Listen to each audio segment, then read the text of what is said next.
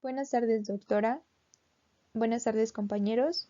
Mi nombre es Dalia Stephanie Reyes Jiménez y formo parte del equipo 5, que también está conformado por Arrieta Flores Luis Arturo y Coronado Parra Sergio.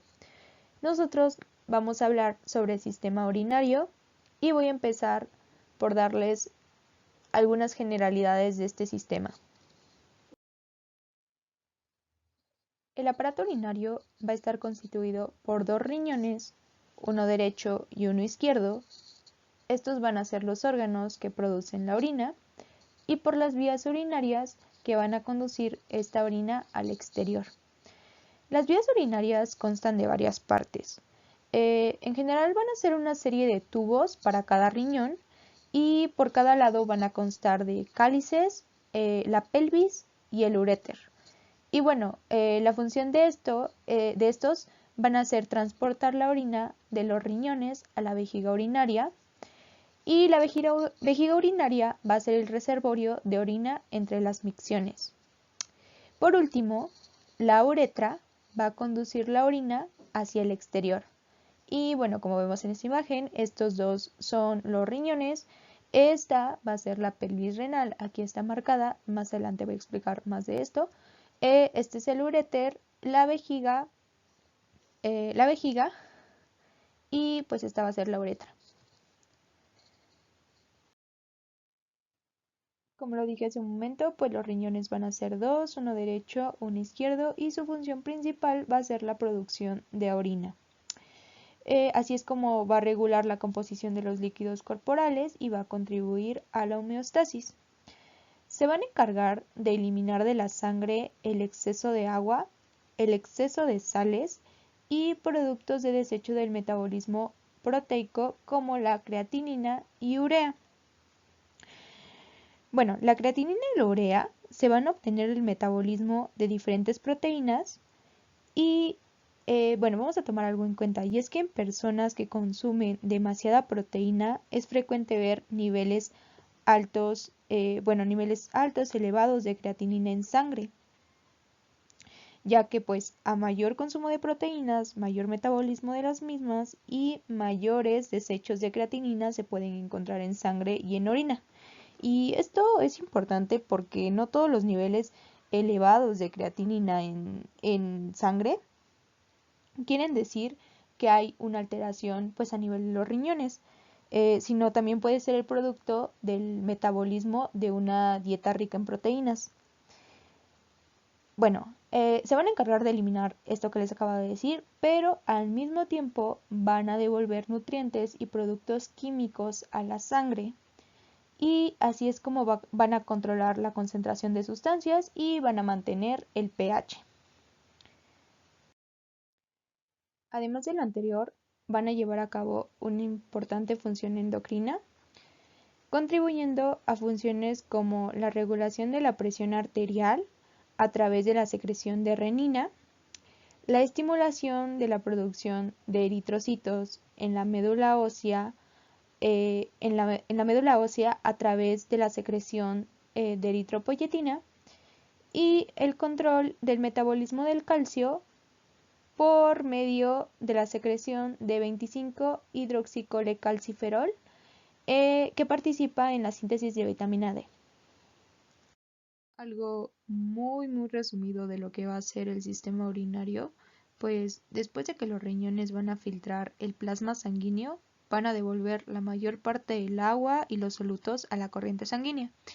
El agua y los solutos que quedan va a ser lo que va a constituir la orina y pues la orina va a transcurrir por los uréteres y se va a almacenar en la vejiga urinaria hasta que sea eliminada pues a través de la uretra. Ahora vamos a hablar de la anatomía de los riñones. Van a estar situados en el espacio retroperitoneal, van a ser órganos retroperitoneales, van a estar anteriores a la pared posterior del abdomen y se dice que van a ser paravertebrales porque van a estar a ambos lados de la columna vertebral, específicamente entre la vértebra torácica 12 y lumbar 3. El riñón derecho, como podemos observar en esta imagen está en una posición ligeramente más baja que el riñón izquierdo, y esto se debe a la posición anatómica del hígado. El hígado va a estar acá. Van a flanquear los grandes vasos abdominales. Bueno, hay que tomar en cuenta que esta imagen que pues puse acá, del lado derecho estamos viendo al riñón derecho. Bueno, de nuestro lado derecho estamos viendo al riñón derecho y de nuestro lado izquierdo estamos viendo al riñón izquierdo.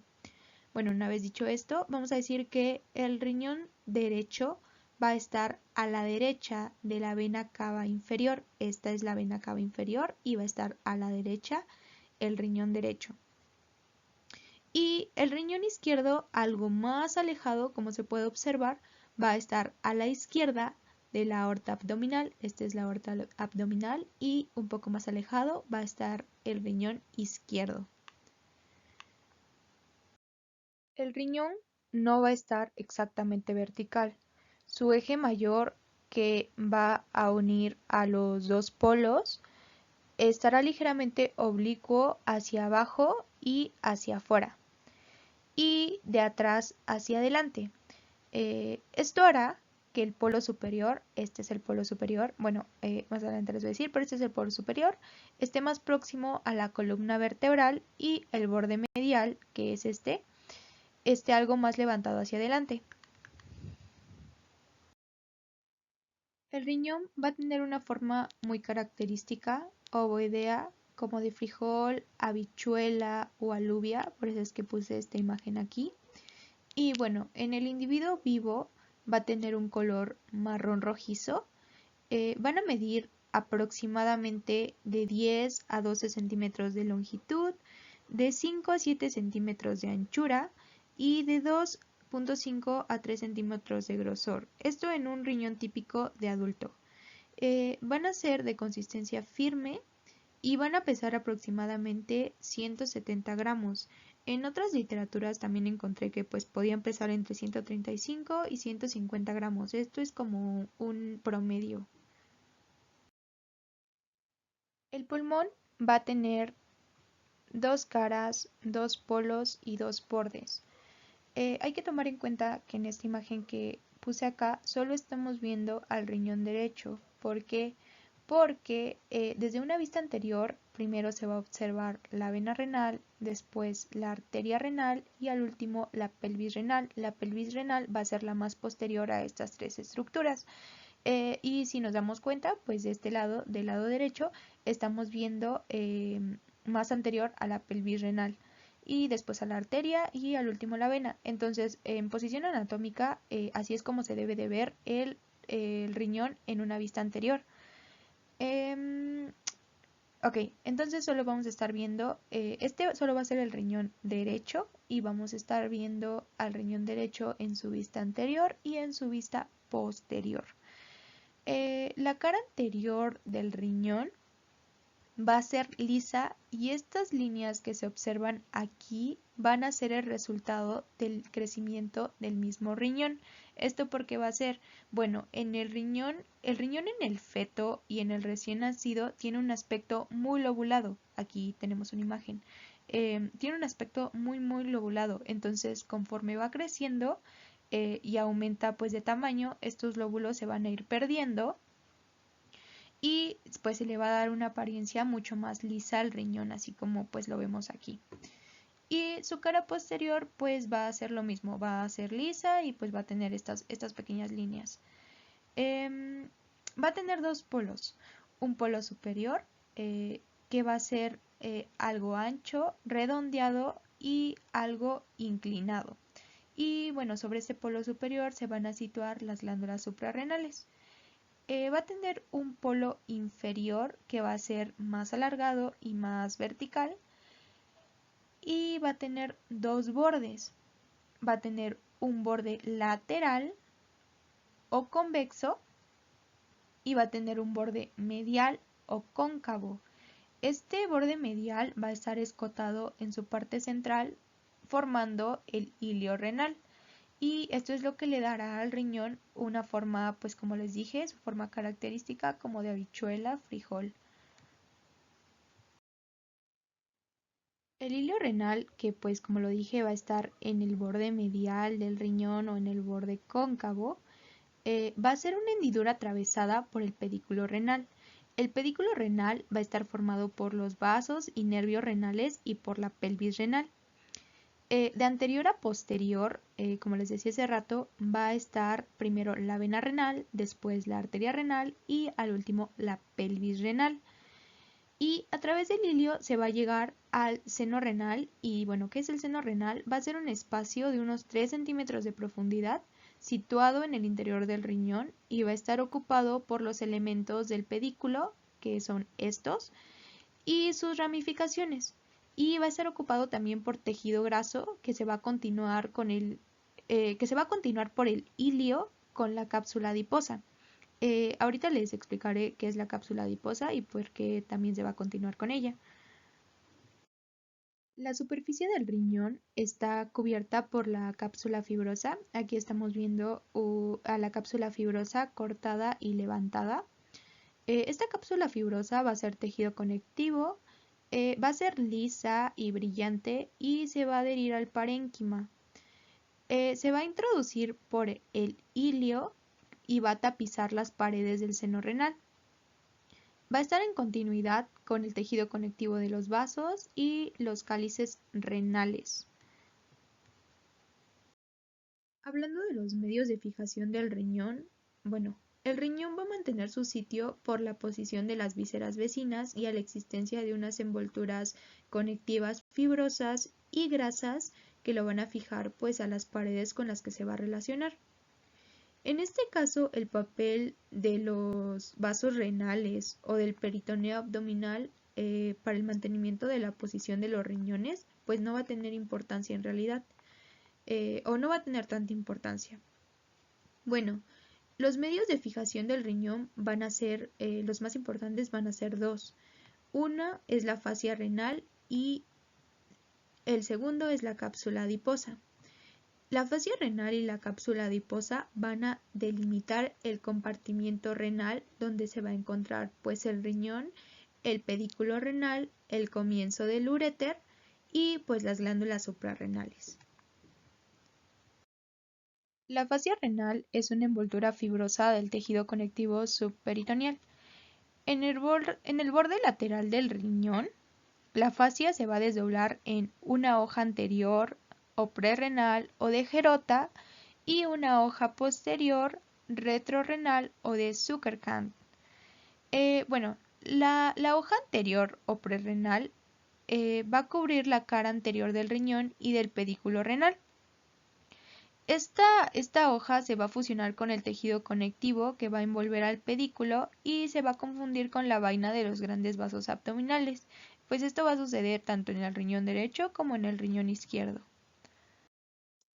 La hoja posterior o retrorrenal va a ser más densa y resistente y va a cubrir pues la cara posterior del riñón, pasando por delante del músculo psoas y del cuadrado lumbar.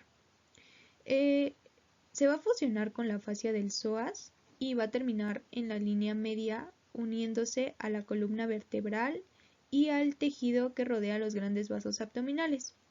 Bueno, este tejido perivascular va a ser una zona de unión para las dos hojas y eso va a establecer una separación entre los compartimientos renales izquierdo y derecho. Y bueno, esto en clínica va a ser importante porque, bueno, en los abscesos renales que se van a observar en clínica, no se van a difundir de un compartimiento a otro, pues gracias a que estos compartimientos pues van a estar separados.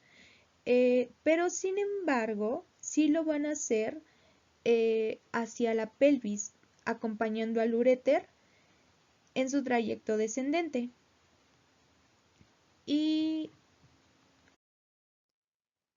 hacia arriba, las dos hojas se fusionan por encima de la glándula suprarrenal y se va a continuar con el tejido conectivo subdiafragmático.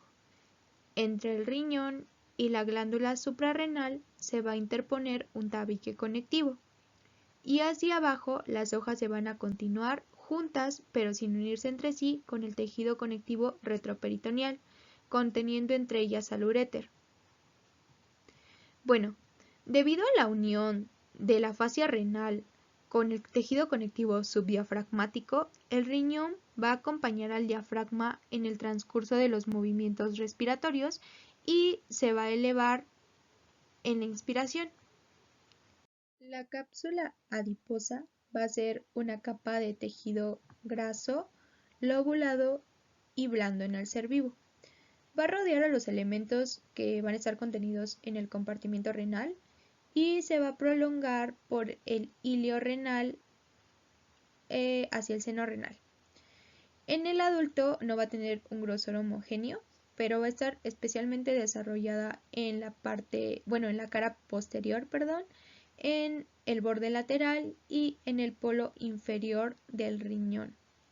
Y bueno, esta cápsula adiposa va a estar atravesada por trabéculas conectivas que se van a extender desde la cápsula renal, que si recordamos la cápsula renal pues va a estar pegada al parénquima, hacia la cápsula fibrosa, o sea, de la cápsula renal a la cápsula fibrosa. Bueno, la cápsula adiposa va a estar sujeta a variaciones importantes a lo largo de la vida. En los primeros años, esta cápsula adiposa va a estar reducida a una lámina, a una delgada lámina con escasos lóbulos grasos, pero a partir de los 8 años va a empezar a aumentar su contenido graso. La cápsula adiposa, como lo vemos aquí, va a rellenar el espacio entre la cápsula renal, que pues va a ser esta, y la fascia renal.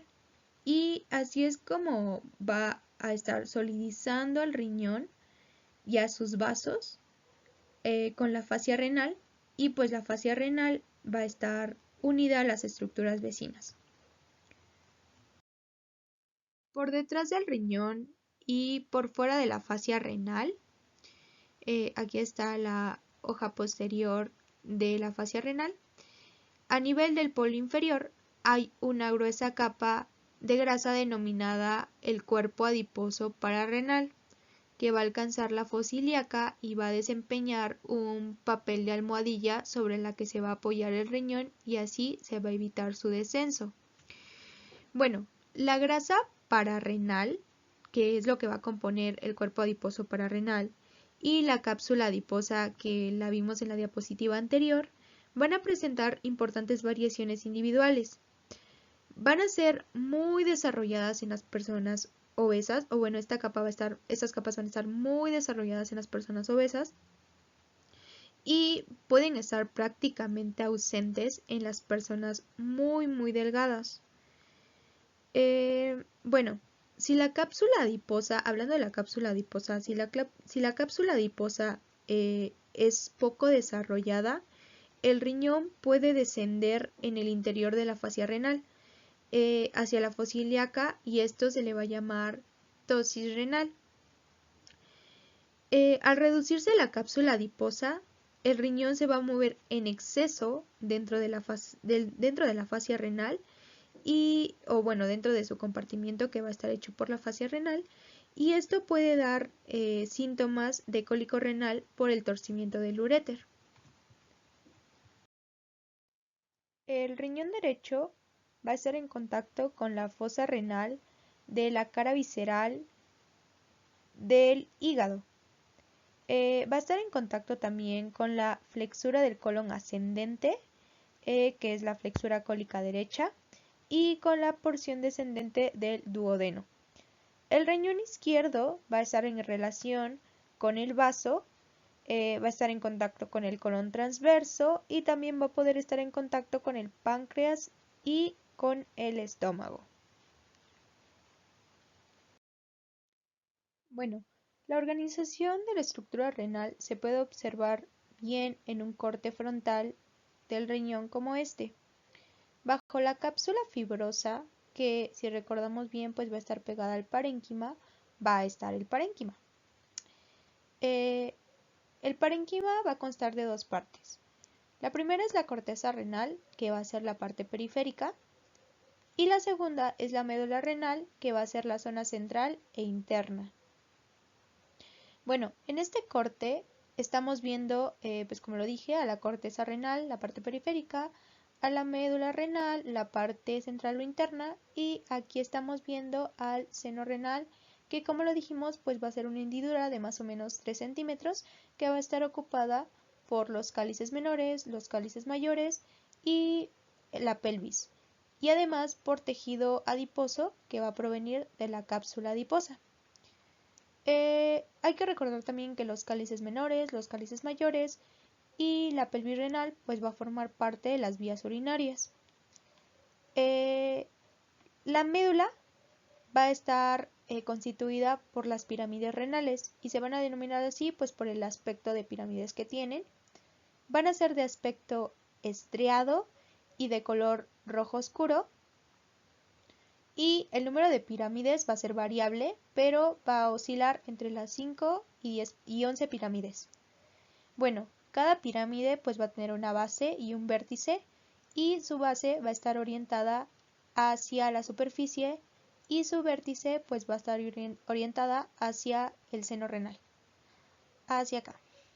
Y bueno, el vértice de la pirámide renal se va a denominar papila renal, y esta papila renal va a estar perforada por orificios de desembocadura de los tubos urinarios.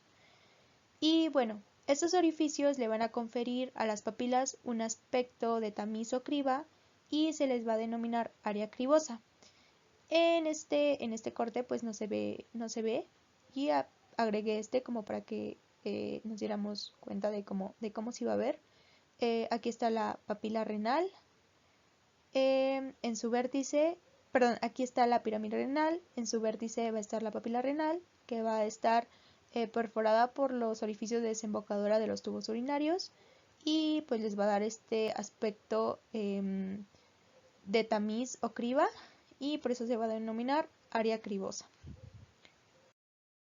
Bueno, la corteza, como ya lo dijimos, pues va a ser la parte más periférica, va a tener un aspecto más pálido y granuloso, y se va a encontrar rodeando la base y los lados de las pirámides renales. Estas son las pirámides, se va a encontrar rodeando a las pirámides renales, tanto en su base como en sus lados. Y bueno, la parte que rodea la base se va a denominar arco cortical, y lo que rodea los flancos laterales pues se va a denominar columnas renales. Estas columnas renales se van a introducir entre las pirámides renales hasta llegar al seno. Y bueno, aquí tenemos una columna renal, esta es otra columna renal y así.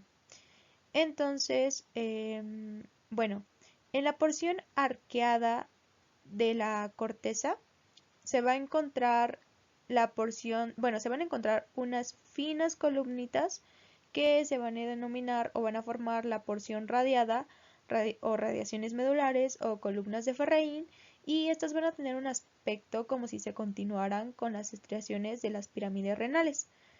La sustancia cortical que va a quedar entre estas finas columnitas, o que va a quedar pues entre las porciones radiadas, se le va a denominar porción contorneada o laberinto cortical. Y a la zona más próxima a la médula se le suele denominar zona yuxtamedular. Lobulación renal. Bueno, cada lóbulo renal va a estar constituido por una pirámide renal y la corteza que rodea a esta pirámide renal. En los adultos va a haber tantos lóbulos renales como pirámides, y aproximadamente va a haber de 5 a 11 lóbulos. En los seres humanos, a diferencia de otros mamíferos, solo existen lóbulos visibles en la superficie, como estas elevaciones redondeadas que van a estar separadas por surcos durante el periodo fetal. En este caso, pues estamos viendo la imagen de un riñón lobulado de un lactante. Así que pues también se van a observar en el recién nacido, pero van a desaparecer progresivamente durante los primeros 6 años de vida. A esto es a lo que me refería al principio cuando les enseñaba las líneas y les dije que pues iban a ser resultado de que pues en el periodo fetal y en el recién nacido pues el riñón va a tener un aspecto demasiado lobulado, y conforme va creciendo el riñón pues estos lóbulos van a ir desapareciendo y el riñón pues va a tomar una forma mucho más lisa. Estructura funcional del sistema tubular del riñón. El riñón va a estar formado por un sistema de túbulos. El sistema de túbulos va a ser el lugar de formación de la orina. Y bueno, va a constar de dos partes embriológicamente distintas. Las nefronas, que van a ser derivadas del blastema metanefrógeno, y los tubos colectores, que van a ser derivados de la yema ureteral. La nefrona y los tubos colectores correspondientes van a formar la unidad estructural y funcional del riñón. Y bueno, en un tubo colector van a desembocar, aquí estamos viendo un tubo colector, y en un tubo colector van a desembocar varias nefronas. Esta va a ser la nefrona y más adelante voy a explicar de qué va a estar constituida. Pero en un tubo colector pues pueden desembocar varias nefronas. Se calcula en más de 1.000.000 el número de nefronas por cada riñón y se dice que con el envejecimiento pues van a disminuir progresivamente el número de estas nefronas. La nefrona va a constar de dos partes. La primera es el corpúsculo renal, que también se denomina corpúsculo de Malpighi, y la segunda va a ser la porción tubular. El corpúsculo renal va a estar formado por el glomérulo, que va a estar rodeado, este va a ser el glomérulo, y va a estar rodeado por una doble membrana celular que se denomina la cápsula glomerular o la cápsula de Bowman. Bueno, la cápsula de Bowman va a estar invaginada en un extremo por el glomérulo y va a estar en continuidad con la porción tubular por el otro extremo. Esta cápsula de Bowman va a constar de una capa externa, que va a ser esta amarillita que vemos aquí, una capa externa parietal y una capa interna o visceral. Esta capa interna visceral pues va a revestir directamente los capilares del glomérulo. Y entre la capa externa y la capa interna, pues se va a formar el espacio urinario, así como lo estamos viendo acá. La capa parietal o externa va a ser esta que estamos viendo acá, esta que está acá. Va a ser epitelio plano. En cambio, la capa visceral, que va a ser esta, va a consistir en un tipo especial de células epiteliales llamadas podocitos. Aquí estamos viendo cómo están señalando un podocito. Y bueno, el extremo de la cápsula donde el espacio urinario se va a continuar con la porción tubular se le va a denominar polo urinario. Este va a ser el polo urinario. El polo vascular va a ser el opuesto y va a ser por donde el glomérulo va a estar en continuidad con la circulación general a través pues de sus dos arteriolas. El glomérulo renal va a ser un conjunto de asas capilares muy plegadas que van a estar en continuidad con las dos arteriolas. Este va a ser el glomérulo renal y va a estar en continuidad con la arteriola aferente. Esta va a ser la arteriola aferente. Y bueno, en esta arteriola aferente, pues por ella va a entrar la sangre al glomérulo y va a estar en continuidad también con la arteriola eferente. Y bueno, esta arteriola eferente va a ser la arteriola que va a recoger la sangre que va a salir del glomérulo. La zona del polo vascular, recordemos que el polo vascular va a estar aquí, este es el polo urinario, el polo vascular va a ser la zona donde las arteriolas se van a continuar con las asas capilares. A esta región se le va a denominar región mesangial y va a estar ocupado por las células mesangiales.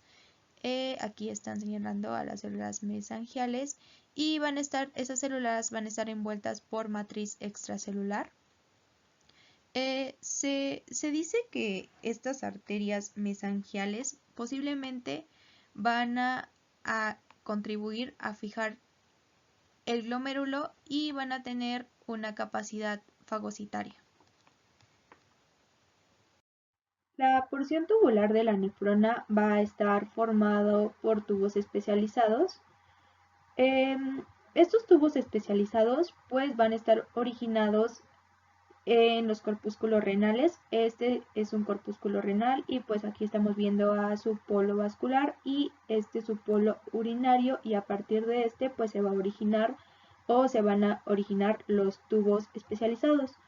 Van a estar situados en la corteza, pero van a descender por el parénquima y van a penetrar a más o menos distancia en la médula renal para volver a ascender formando una curvatura en forma de asa que va a ir hacia la corteza.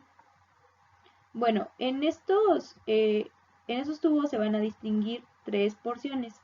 Una va a ser el túbulo proximal, que va a ser este, el segmento delgado, que va a ser este, y el túbulo distal, que va a ser este.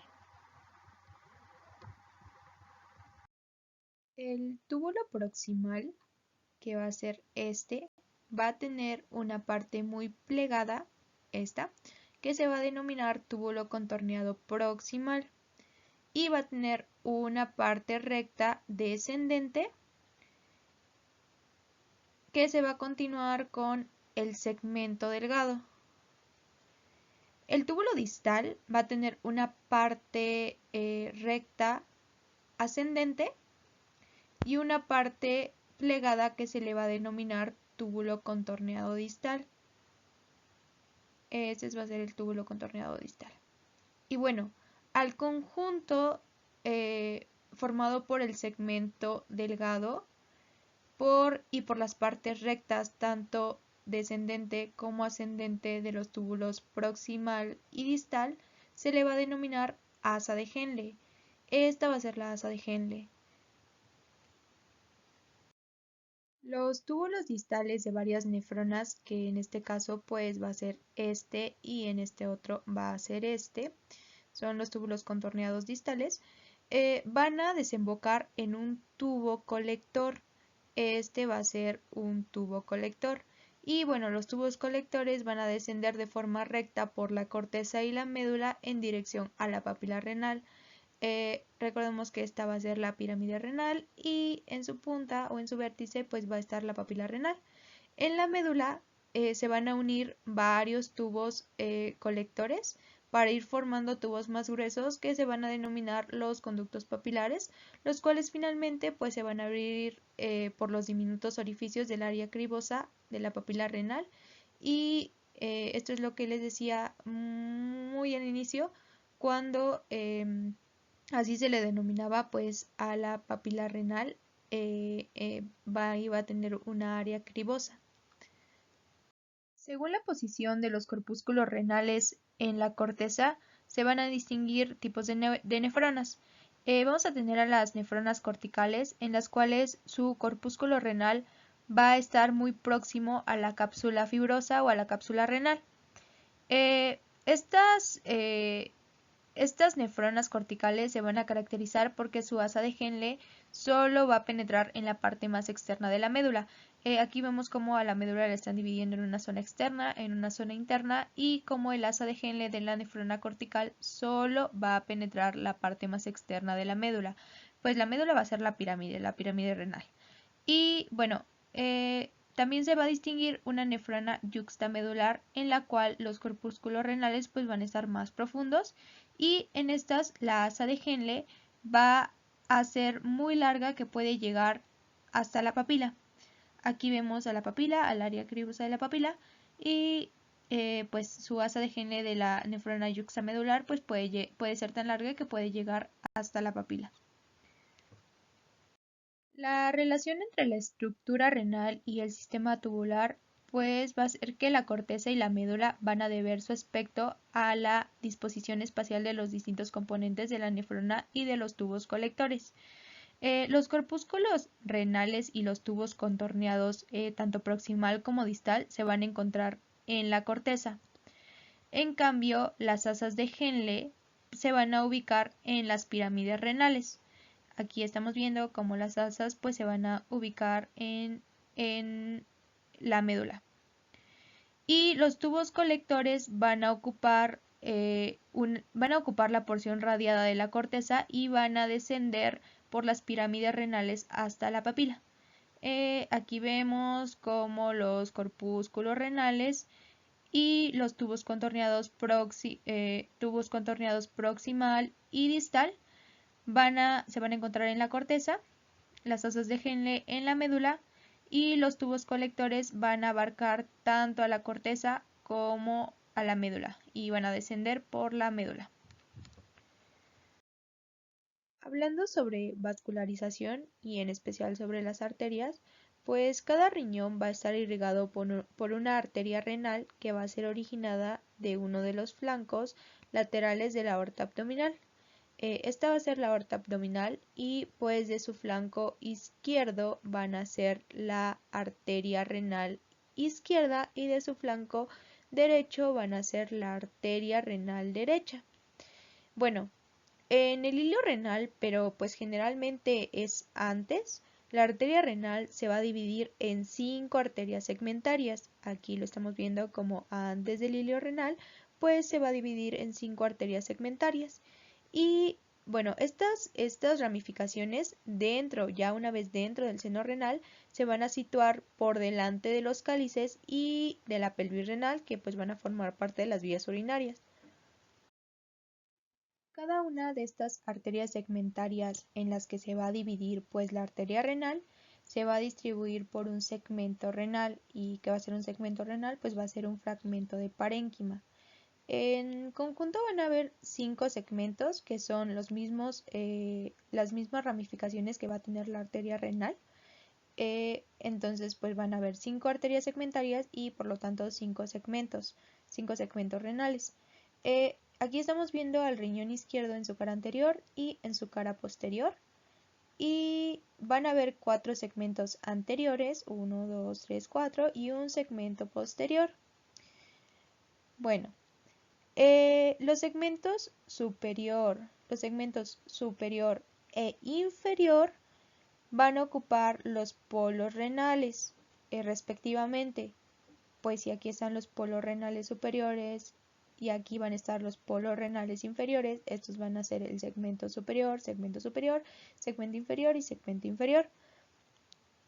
Entre el segmento superior y el segmento inferior se van a encontrar los segmentos anterosuperior y anteroinferior.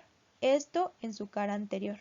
Ahora, en su cara posterior, entre el segmento superior e inferior, se va a encontrar el segmento posterior. Las arterias van a recibir el nombre del segmento correspondiente, pues si la arteria segmentaria, bueno, más adelante les voy a enseñar una imagen. Aquí está la imagen y pues aquí podemos ver cómo la arteria renal se va a dividir en las 5 arterias segmentarias que pues estas a su vez van a irrigar pues los 5 segmentos renales. Aquí podemos ver a la arteria segmentaria superior que va a irrigar al segmento superior, a la arteria segmentaria antero superior que va a irrigar el segmento antero superior, la arteria segmentaria antero-inferior que va a irrigar al segmento antero-inferior y el segmento, y la arteria segmentaria inferior que va a irrigar al segmento inferior. Pues como estamos viendo al riñón en una vista anterior, vamos a ver esta. Esta es la rama posterior que va a irrigar al segmento posterior y aquí se está viendo. Arterias segmentarias posteriores. Y bueno, esto es hablando de la irrigación arterial. Hay que agregar también que en el 25 al 28% van a existir arterias renales supernumerarias o accesorias y bueno, estas van a ser originadas directamente de la aorta abdominal. Van a entrar al riñón por el ilio o lo pueden hacer perforando el parénquima, lo cual va a ser mucho más frecuente en el caso de las arterias polares accesorias, que son aquellas que pues van a ir hacia los polos. Hablando de venas, la sangre venosa del riñón va a retornar por la vena renal. Va a retornar por la vena renal y esta va a drenar a la vena cava inferior. Hay que decir que solo va a haber una vena renal para cada riñón y se va a situar anterior a la arteria renal, como les había dicho más atrás. Y bueno, la vena renal izquierda va a ser más larga que la derecha y bueno, esto se debe porque pues la vena cava inferior va a estar más cerca del riñón derecho que del riñón izquierdo, entonces pues para el riñón izquierdo va a estar un poco más larga. Circulación intrarrenal. Bueno, como ya lo vimos, el aporte arterial pues va a estar dado por la arteria renal que va a ser originada de la aorta abdominal. La arteria renal se va a dividir en las 5 arterias segmentarias que van a irrigar a cada uno de los segmentos del riñón. Estas arterias segmentarias se van a dividir y se van a convertir en arterias interlobulares, como lo estamos viendo acá. La arteria segmentaria se divide para formar las arterias interlobulares. Estas ramas interlobulares van a divergir y van a rodear las pirámides renales. Y estas pirámides, bueno, van a ir alrededor de las pirámides renales y cuando estas arterias se hacen esta curvatura, pues se van a denominar arterias arciformes, arterias arqueadas o arcuatas y se van a llamar así pues por el arco que hacen alrededor de la base de la pirámide renal. Las arterias arciformes van a rodear la base de las pirámides, pero no van a llegar a formar arcos completos, sino pues solo se van a quedar acá. Después de las arterias arciformes o de las arterias arciformes van a salir las arterias interlobulillares, que son estas que se ven acá. Entonces, un resumen, la arteria renal se divide en arterias segmentarias, las arterias segmentarias se van a dividir en arterias interlobulares, las arterias interlobulares se van a dividir en arterias arciformes y esas arterias arciformes, pues, de estas arterias arciformes van a salir las arterias interlobulillares. Las arterias interlobulillares, que fueron lo último que vimos en la diapositiva pasada, pues se van a dirigir a lo largo de la corteza renal y van a dar origen a la arteriola aferente, que es esta que estamos viendo acá. Esta arteriola aferente pues va a llegar al capilar glomerular y de este capilar glomerular va a nacer o va a salir la arteria eferente. Esta arteria eferente pues va a ser a partir de la cual se va a formar los capilares peritubulares que van a estar junto al túbulo contorneado proximal y al túbulo contorneado distal. Entonces, en la circulación renal pues vamos a tener dos redes capilares, la glomerular y la peritubular. Van a estar dispuestas pues una a continuación de la otra y van a estar separados por la arteriola eferente. Como vemos aquí, pues de la arteriola eferente sigue el capilar glomerular, después la arteriola eferente y por último vamos a tener los capilares peritubulares. El retorno venoso va a comenzar por vénulas procedentes del capilar peritubular, que fue lo último que vimos en la diapositiva pasada. Y estas vénulas se van a unir para formar las venas interlobulillares. En el origen de muchas de estas venas interlobulillares se van a encontrar las venas estrelladas. Las venas estrelladas van a estar situadas bajo la cápsula fibrosa y van a drenar la sangre de la porción más superficial de la corteza. Y bueno, estas venas interlobulillares se van a juntar para formar las venas arciformes. En estas venas van a tener igual trayecto que las arterias, pero a diferencia de las arterias, pues estas venas sí van a formar los arcos completos. En las arterias dijimos que no iban a formar estos arcos completos, pero en las venas sí los van a formar. Y bueno, a estas venas arciformes son sobre las que se van a drenar la sangre cortical de la corteza y la sangre de la médula. Y bueno, estas venas arciformes van a dar origen a las venas interlobulares, que van a ser estas. Y bueno, estas venas interlobulares van a abandonar el parénquima renal y en el seno renal, este va a ser el seno renal, se van a fusionar y van a formar a la vena renal. Si nos damos cuenta, pues las venas y las arterias van a tener el mismo nombre, pero pues van a ir en sentido contrario. Los nervios de los riñones se van a originar del plexo nervioso renal y el plexo nervioso renal pues se va a componer de fibras simpáticas y parasimpáticas. El plexo renal va a seguir a las ramas de la arteria renal en el parénquima del riñón y va a extender fibras sensitivas a los vasos sanguíneos y a los túbulos contorneados. Va a llevar inervación simpática del plexo aórtico abdominal y fibras de dolor aferentes hacia la médula espinal. La estimulación del plexo renal por parte de las fibras simpáticas va a tender a reducir el flujo de sangre glomerular y por lo tanto la producción de orina. También responde a la caída de la presión arterial al estimular a los riñones para que secreten renina y esta renina va a ser una enzima que va a activar los mecanismos hormonales para restaurar la presión arterial.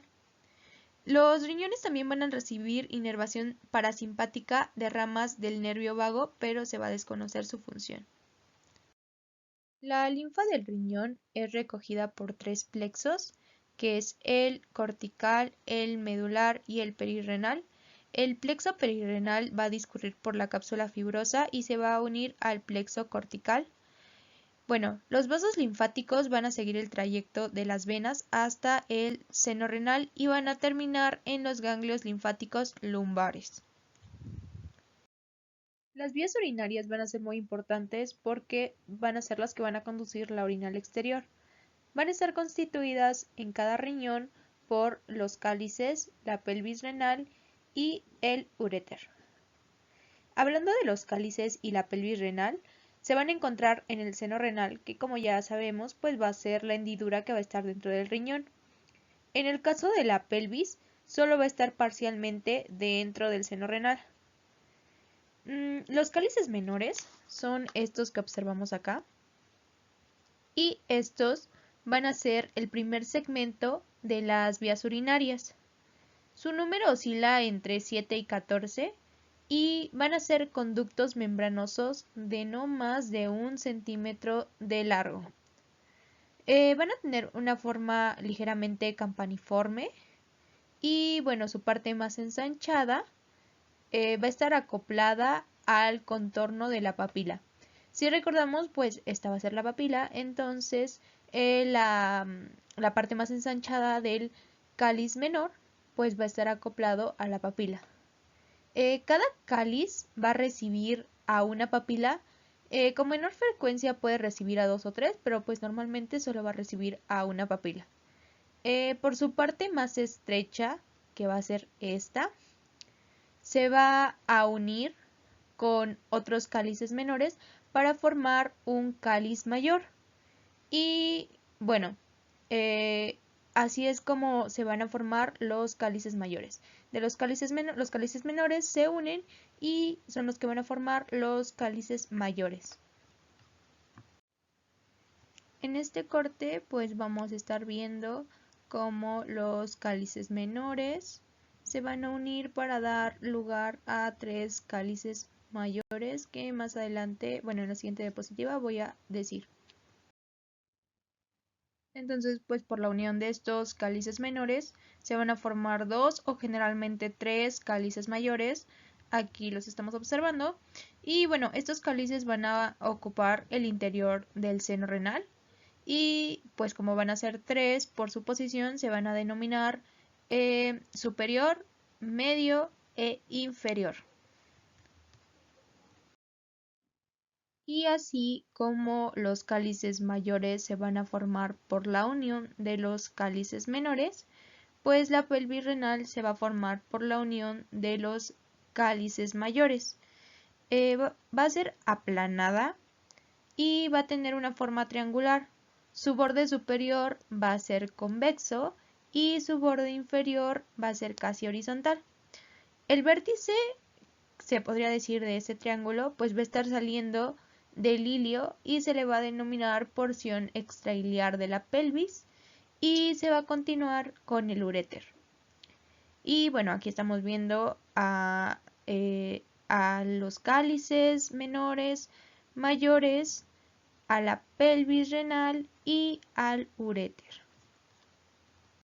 Los uréteres van a ser 2 tubos de unos 25 a 30 centímetros de longitud. Va a haber uno por cada riñón. Y sus contracciones peristálticas van a conducir la orina desde la pelvis renal a la vejiga urinaria. Sus paredes van a ser gruesas, su consistencia va a ser dura y elástica y se va a continuar con la pelvis renal a nivel de la lumbar 2. Va a tener un trayecto descendente aproximándose ligeramente a la línea media y va a atravesar diferentes regiones como lo son la porción abdominal, la porción ilíaca y la porción pelviana.